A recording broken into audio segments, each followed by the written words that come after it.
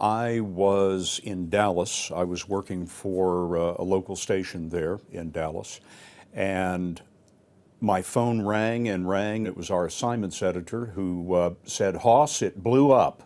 And I said, what are you talking about? He said, "The space shuttle blew up. Get on a plane." I remember arriving there at the Kennedy Space Center, and it was like everyone had been gut shot. It, it was so wrenching. We had never lost an astronaut in flight. We'd had 3 astronauts killed in a rehearsal back in the Apollo program on the ground, but we had never in the history of American manned spaceflight lost an astronaut. And there were 7.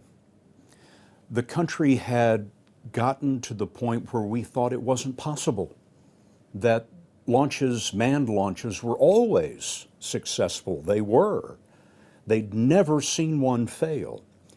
And when it did, there was a tremendous sense of loss, particularly with Krista McAuliffe on board, the school teacher.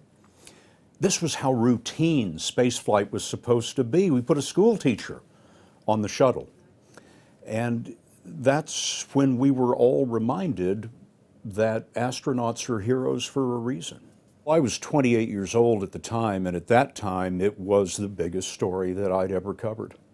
It was the first American national tragedy that I had ever covered, in which every single soul in this country looked up at the sky and felt their heart break.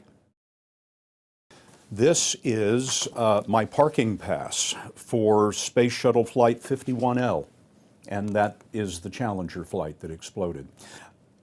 It was, as I said, the biggest story of my career at that point, so I kept the silly parking pass, and it's been here in my office ever since. It's now 30 years old. Those were days that I will never, never be able to forget.